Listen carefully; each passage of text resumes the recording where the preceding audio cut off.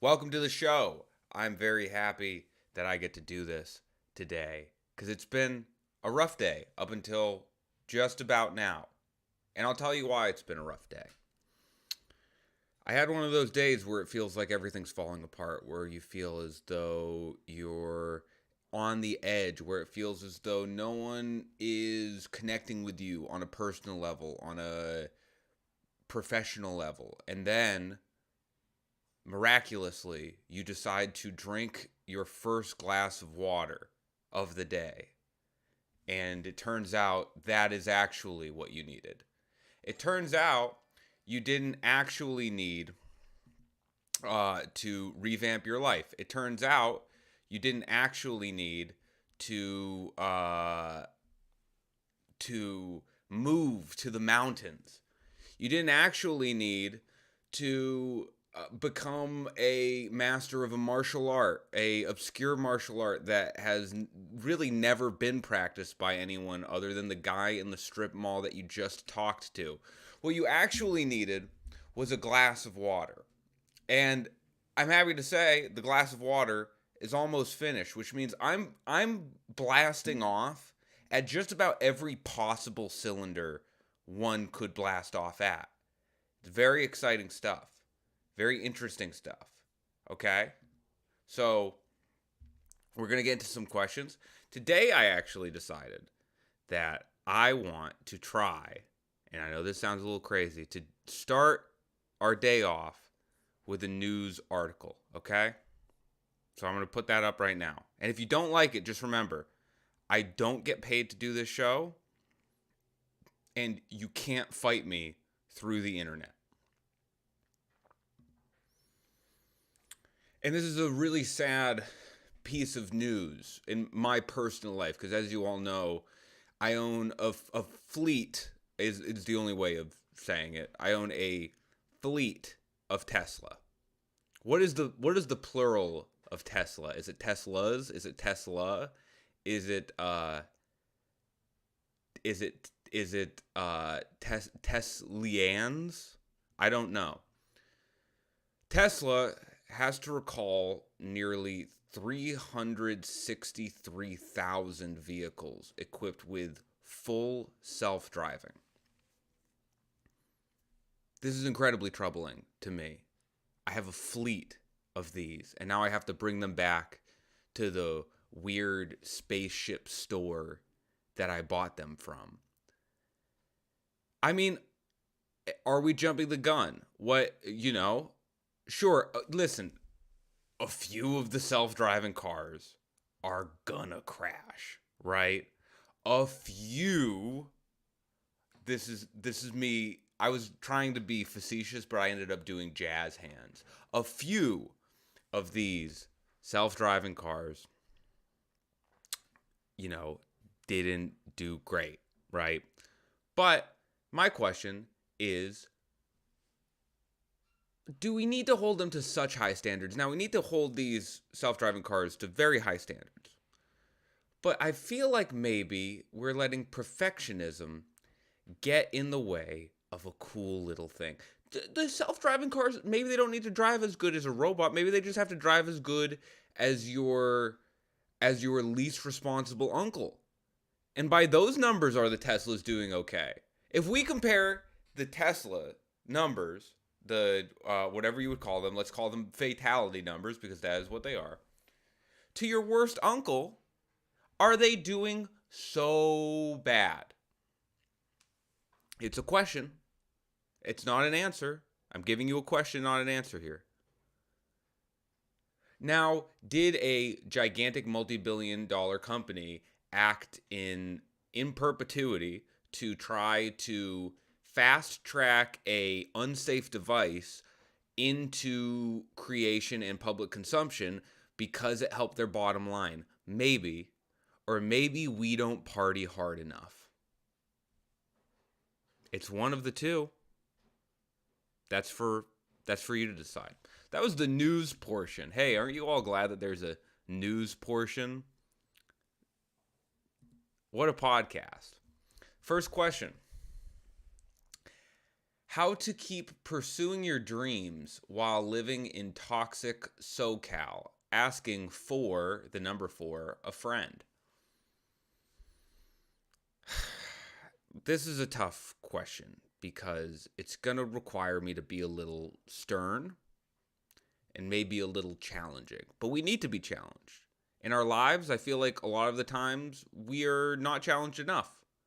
We live in kind of a hermetically sealed sort of existence where the only time we're challenged are by people who have more power than us, and that imbalanced power dynamic causes us to have a skewed version of what the advice that we're getting actually is, right?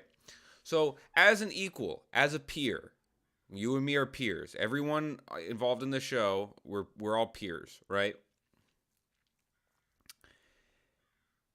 Do you think that toxic SoCal is what is making pursuing your dreams difficult? Or is it you? Now, I'm posing a question. I'm not giving an answer here. I'm posing a question. Maybe Southern California, one of the most industrious parts of the entire United States, per capita, one of the biggest GDP outputs in the United States, the home of probably, I would say, one of the most dense concentrations of show business agents, managers, and talent in the United States. Is living there what is holding you back? Or is it you? Okay? Because in the situation you've posed, there's two things. One is an area which could be considered a juggernaut of industry, and the other one is the other person involved is you.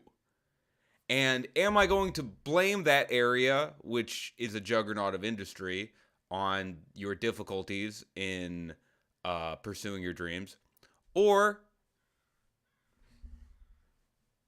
is it you? These are the questions. Would you be better off pursuing your dreams in, let's say, Wichita? I don't necessarily think so. I don't necessarily think so. That doesn't mean that the answer is maybe if you moved to Wichita today, you would be the most famous person in the world by the next calendar January. It's possible. I personally don't think so. I think where we live plays a role in pursuing our dreams to the degree with which where we live gives us access to those dreams. And because of the internet, I think that many places give us a lot of access to our dreams. Now, if you were asking, does holding my incredibly intensive job stop me from pursuing my dreams? I would say, yeah, probably has a bad effect. You probably should figure that out. But is it Southern California? I don't know. Maybe it is toxic here. I'm willing to say that. I don't, every place has its pros and cons. Maybe you don't like the beach. Maybe the beach is toxic to you.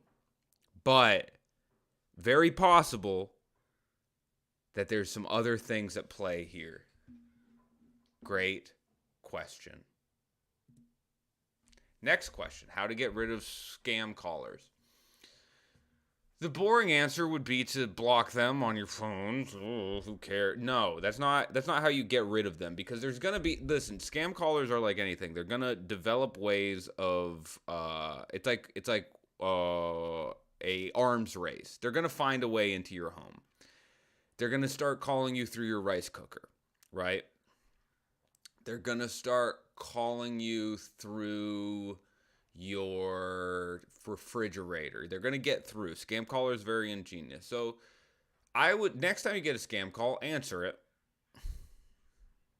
I actually don't think that's good advice, but it's a show. It's a comedy show. It's a podcast. Answer the call.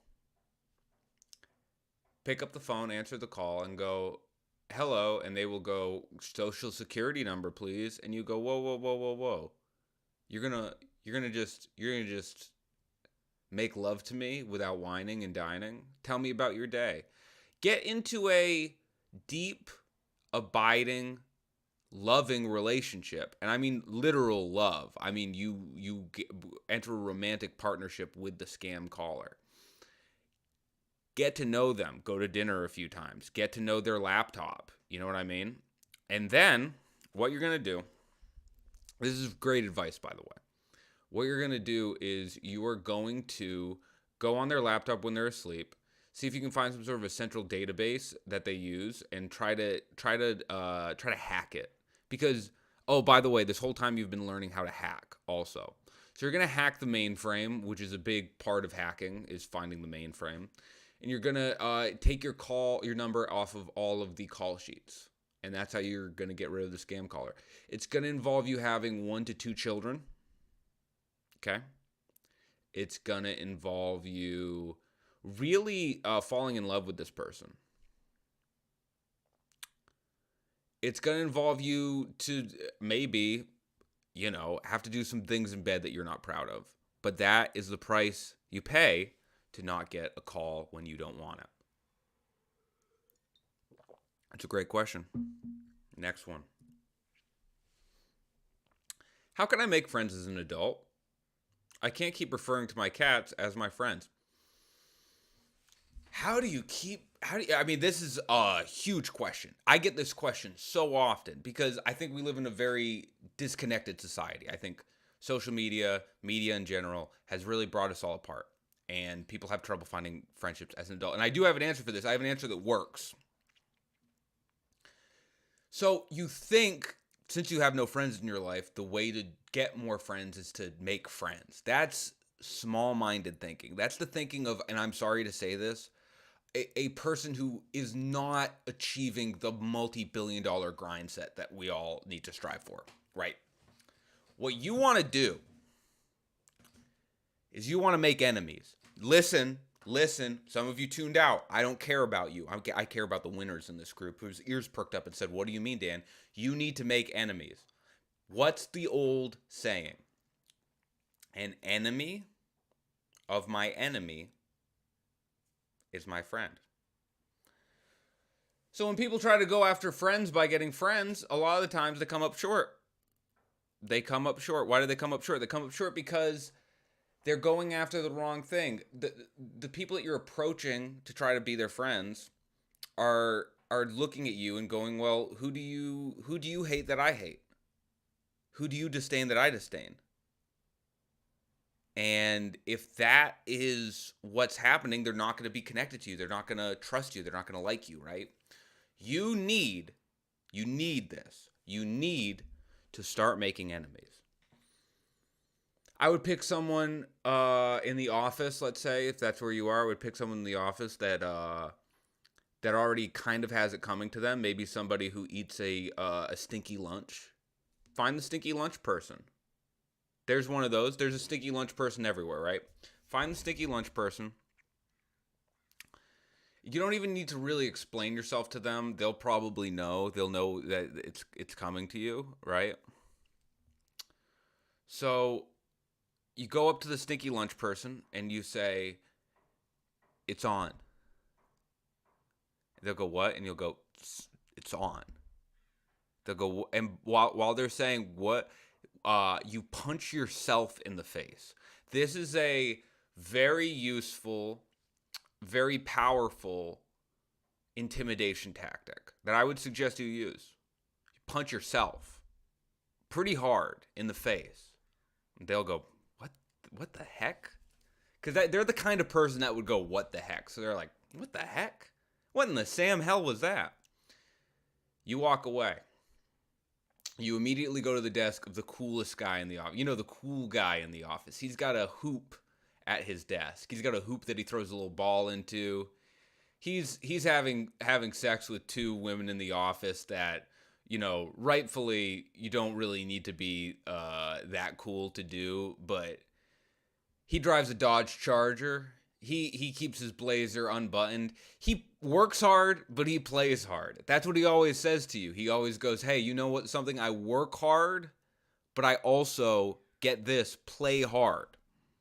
You go right up to him. You march up to him and you say, hey, I started things with Stinky Lunch Guy. You can be with me or you could be against me. And when he takes even a second pause to try to understand what you're saying, you punch yourself in the face again. Boom, 2 punches to the face. That's all it's going to take. Maybe a third down the line. Well, let's see where this very well thought out plan I have goes. He goes, "That's awesome." He goes, "That's the coolest thing I've ever seen. You're my new friend." And you go, "That is correct. Both things you just said are correct. That was awesome. And you are also my best friend." You and that guy go skipping off into the sunset. You made a friend. Thank you. That was a great question. We got a question in the chat here. Hey, new fan from London. Thank you so much. Have you ever been to the UK? I was in the UK. I went to a concert. I saw Titus Andronicus. I think that's how you pronounce it. I went with my German friend who is very into them. I had a good time in London. I like the breakfast. I like how everyone is a little angry all the time, every day. And they'll laugh, but they'll laugh in a way that's usually mocking. I like a place that sort of oscillates between being straight up angry and laughing, but at others' pain. That was my experience in the UK. Welcome on board. Next question. How can I be promiscuous yet private? What a question. I live in the middle of nowhere and don't trust apps. Why would you trust apps? Apps are scary. Apps are dangerous. We don't know what we're going to get from apps, right? How can you be promiscuous yet private? So you're trying to bang. That's what the whole and half of this, and I'm sorry to be a bit out there for our, many young listeners. I'm just kidding. No young people follow me, which is very nice. I enjoy it that way. I want to keep it that way. You're trying to bang in the middle of nowhere. What a romantic situation. Banging in like sort of, I don't know, rural Nashua. There's nothing like that. That's great. But you don't trust the apps. Here's what you do.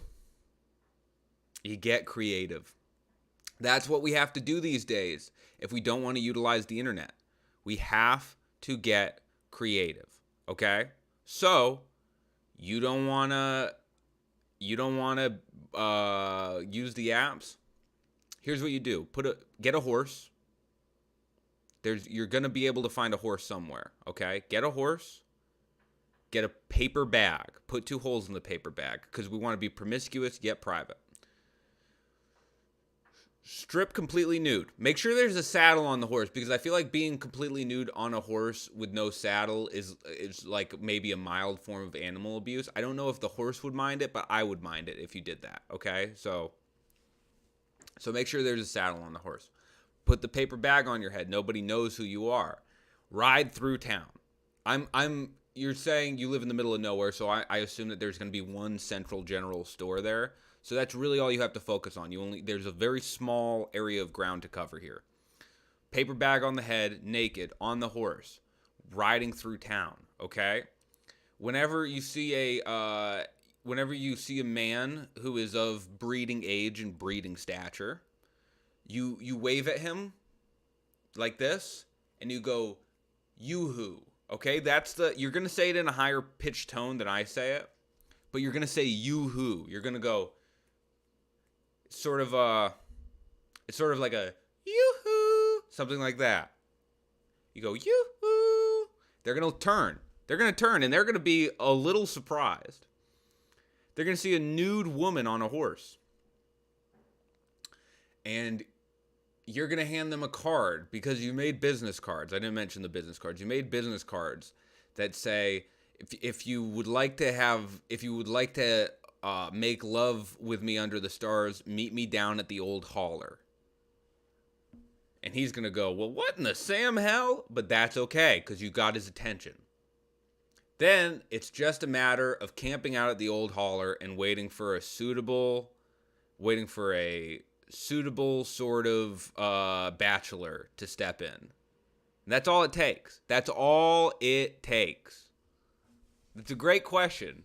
But can we admit, pretty great answer. And thank you everyone for throwing likes in the chat. I do appreciate that. If you like the video, it helps a lot. Next question. How do I hit on the cute trainer at my gym? Oh, God, I hate this question. And I don't know if a man or a woman asked, and I don't really care. I don't like this question. I I'm a personal trainer, right? And this is probably, and I'm so sorry, something I actually will give a real answer for. If you have the desire to hit on your trainer, and everybody, there's whatever. If you think your trainer's attractive, that's one thing, right? That's fine. If you want to hit, like, if you're messaging me being like, I have a plan, I want to get another trainer. And I'm sorry for all the sexy trainers out there. But it's just not a healthy thing. And again, there's a difference between thinking your trainer's attractive, which, that's a lot of trainers are attractive. They work out all day. They fit the mold of standard good looks. But if you're trying to come up with a plan to hit on your trainer or to ask them out, first step, if you want to ask your trainer out, first step, drop them as your trainer. You don't want things getting confusing like that. All right? You don't want to you just don't want to get involved in that. Also, if your trainer's doing a good job, do you want to lose that? Is it worth it? Let's say you start banging your trainer. Your trainer will kind of want to stop training you as much because that's a professional or that it's a professional function, but now that you're fraternizing personally, he's going to want to stop training you. Maybe that core of yours is going to loosen up. Maybe those haunches are going to get less bulbous. And I use bulbous haunches in a good light here, just to be clear. Then he's going to find another person to train. Isn't that sad? If you want to hit on your trainer at the gym, first step, don't be trained. Get a different trainer. Get a different trainer. It's not as bad as a therapist, but it's not nothing. It's not nothing. Oh, this is a longer question. Someone emailed me. If you ever want to email a question, email me at dancerspodcast@gmail.com. All one word, dancerspodcast, and then @gmail.com. Hi. My 5-year-old son in kindergarten. Good for... so when I was 5, I was in college. So it's going to be hard to relate to this young man, but I'm going to try. My 5-year-old son in kindergarten, tell him to speed up. You know what I mean? I'm kidding. Was shouting at other kids in his class, and now we need to go to therapy for anger management, according to his school principal. What has this world come to? He's never hit them. What a mom. You are such a mom. He's never hit them. He's never hit them. My perfect angel being sent to anger management, he's never hit them. I'm not siding with the teachers. I'm not completely, because you're his mom. That's your perfect angel, and I understand that. I never went to anger management as a kid. I did have a series of emotional, let's say, unbalances that caused me to be put in special education classes. I've had my number of outbursts in class. I've had my number of trips to the school psychologist. We were lucky enough to have, he wasn't there all the time. He wasn't like a professional middle school psychologist. They might have just hired him when they needed the big guns, which for me, hey, not to brag, but they needed the big guns. Kids shouting at... Well, I don't really have the details, so that's unfortunate. If it was like a one-off incident, yeah, that's pretty crazy. A kid is a kid, 5 years old. You're going to be shouting. Boy, when I was 5 years old, I don't remember a single thing I did other than shout. I shouted and I napped and I ate the poison that my parents fed me in the form of Friendlies. Do you remember Friendlies? It might just be an East Coast thing, but Friendlies is an ice cream chain where they would serve soda in containers this big, like a liter. You would drink a liter of soda there. You would drink a full liter of soda. I'm kind of not even kidding. I think it might have been that big of soda. And then I would scream. And some people might think those two things are connected. No, I don't know. You know, I have no idea. But I think, yeah, if your 5-year-old son is yelling, I don't think they necessarily need anger management, but I don't know the degree to which your child is yelling. Is he just shouting like, "Hey, can I get a colored pencil?" Or is he like speaking tongues, you know? What does anger management look like for a 5-year-old? They sit down and you're like, "Hey, you need a cigarette?" I just imagine a 5-year-old sitting down smoking, being like, "God, my wife." Oh, my freaking wife. That's all anger management is to me, is just sitting down and talking about your wife. No, I don't know what you do in that situation. I think it's a terrible situation to be in as a mother, because I think you clearly feel like your kid does not need anger management. I think anger management is a pretty big step. And I think that when it comes to things with children, so this is something I have a very personal attachment to. I don't want to sound, I'll try to be as balanced as possible here. I think therapy and all that stuff is great. I think if you're pulling a kid out of class to do it, which is what happened to me, they would pull me out of regular classes and take me to the school therapist. There needs to be some account, like, and they did it kind of willy-nilly. Like, they did it kind of, they were just like, "Oh, well, he's disturbed, so let's take him to a therapist." There wasn't really anything said or taken account of like, "Oh, the other kids are going to think this is weird and maybe pick on him for it." They just don't care about that. I think they're just like, "This is a problem, let's do everything we can to solve it." It's maybe not even the most misdirected intention, but it did leave me getting pulled out of class a lot, and it did leave me in a weird position as a kid. So I would say, yeah, I don't think that therapy is 100% the solution to this, but hey, maybe the kid is like, maybe the kid would benefit from it. I don't know. I'm not a child psychologist, but I do think it's pretty normal for a 5-year-old to shout. So, yeah. And I think that school principals aren't necessarily the most trained, intelligent people in the world. Some of them are. Oh, some of them are. Before the principals start coming after me. Some of them are. Some of them aren't. Some are bad. One of my school principals, and I won't say in elementary school or high school, the only thing I remember from them was not their leadership. It was that they had a cheating scandal in the middle of one of the school years, which is awesome. Which, so funny. So funny. But yeah, I don't think that necessarily a kid should be going. Have you maybe tried? Have you ever tried, like, with your kid, just, sitting them down and looking them in the eye and going, stop being angry? Maybe that would work. Has anyone ever tried that?